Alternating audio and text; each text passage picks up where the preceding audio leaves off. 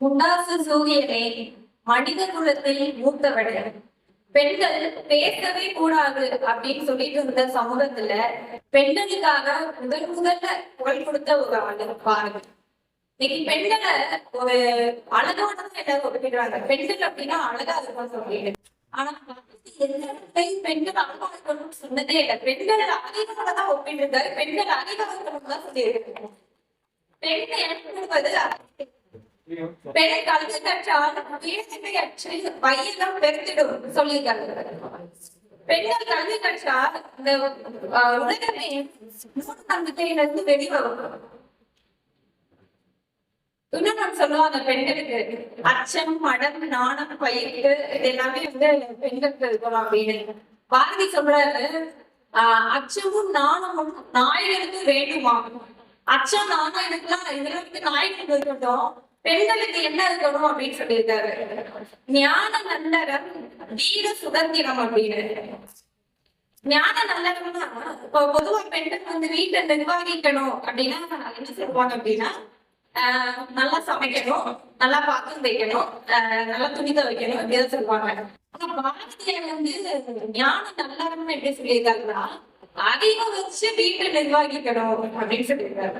ஞான நல்லறம் உன்னோட அதிகம் வச்சு வீட்டை முன்னேந்து பிள்ளைகளை பார்த்துக்கோ, அதிகம் வச்சு வீட்டை வளரு அப்படின்னு சொன்னாங்க. இதுல மட்டுமா பெண்ணையும் பேசினாரு. பெண்களுக்கு அரசாங்க உரிமையும் கொடுக்கணும் அப்படின்னு சொன்னாங்க. பட்டங்கள் ஆழ்வதும் சட்டங்கள் செய்வதும் பாலியல் பெண்கள் நடத்துவதும். முதல்ல பெண்களுக்கு அரசியல் பேசுவதற்கான வாய்ப்பு கொடுத்தாதான் அவங்க ஆட்சி அதிகாரத்துல உட்காருவாங்க.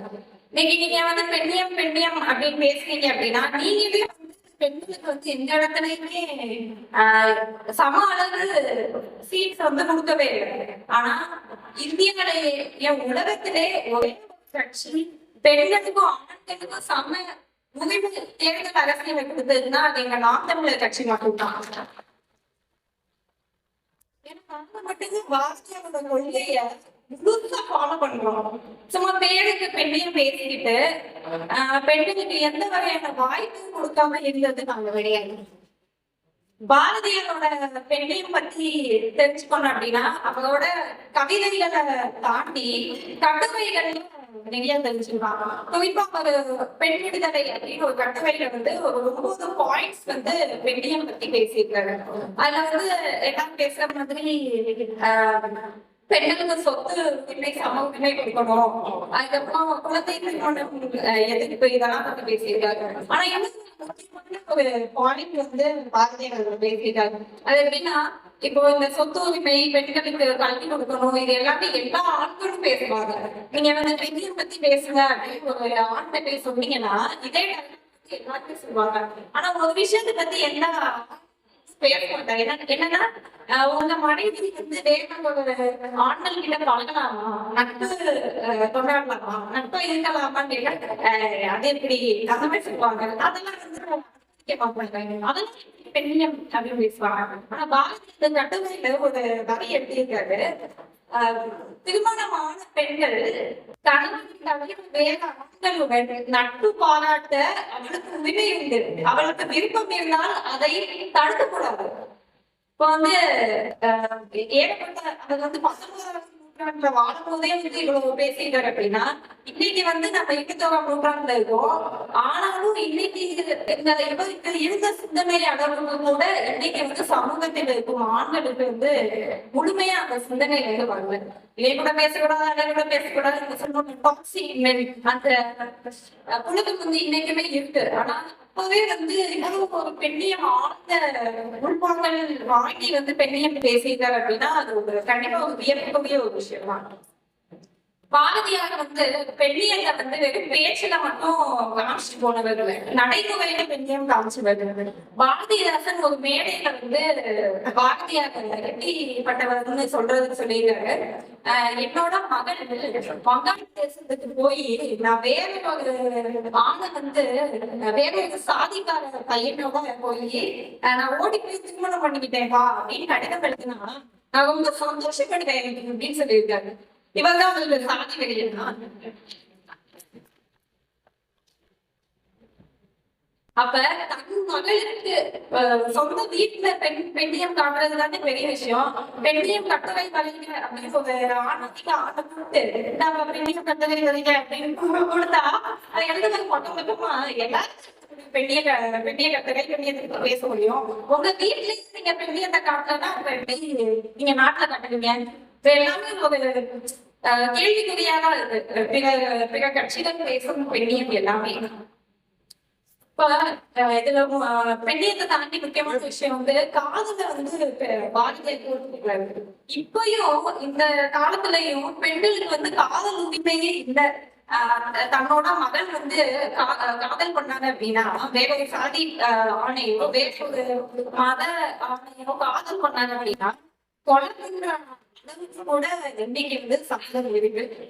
ஆனா அந்த காலத்திலேயே வந்து அவர் இப்படி பண்ணிட்டாரு அப்படின்னா அது வந்து ஒரு வியப்புக்குரிய விஷயம் தான்.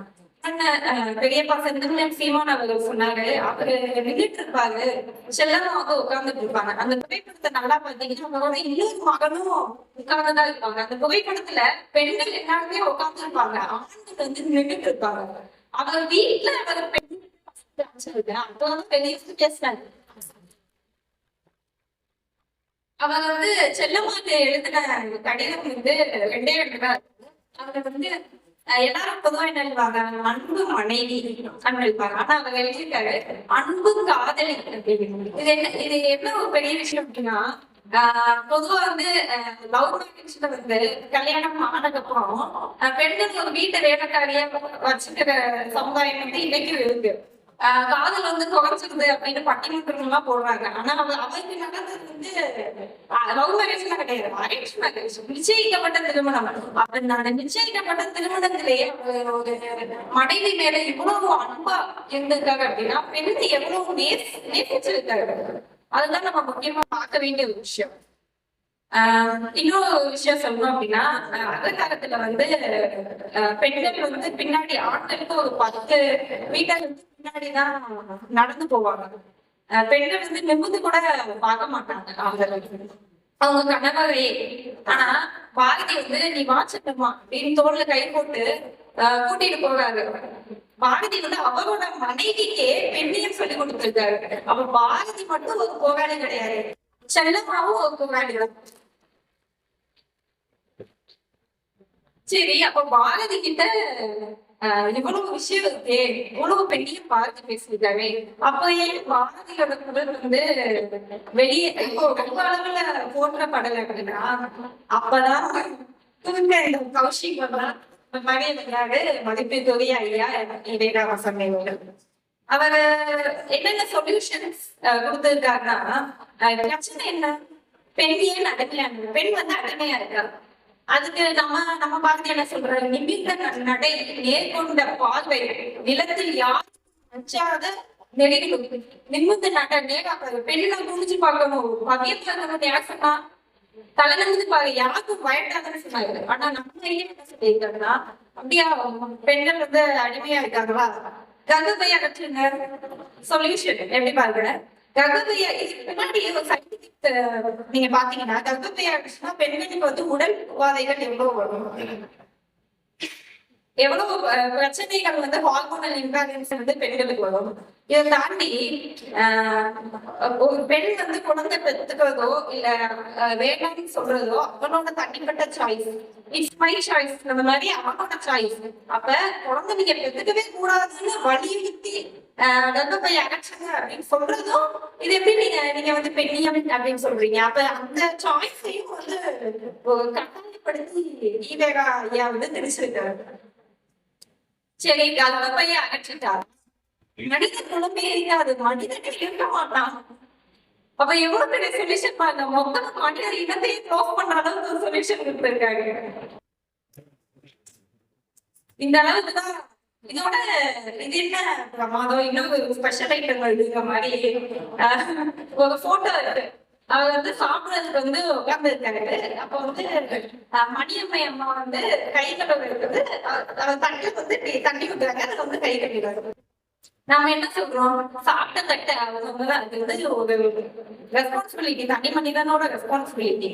எச்ச தட்டை எடுத்துதான் பெண்கள் வந்து காலங்காலமா வந்து ஆண்கள் சாப்பிடுவாங்க. அந்த எச்ச தட்டை எடுத்து விளவி ஆண்கள் எந்த வேலையும் பார்க்க மாட்டாங்க முன்னாடிலாம். அப்ப இப்படிதான் பெண்கள் வந்து வாழ்ந்துட்டு வந்திருக்காங்க. அப்ப பெண்ணே பேசினவங்க வந்து என்ன பண்ணிருக்கணும், இந்த இந்த இந்த இந்த சிம்டம்ஸும் தெரியாம தானே வாழ்ந்துருக்கணும். போட்டோலயே வெட்ட வெளிச்சமா இருக்கு.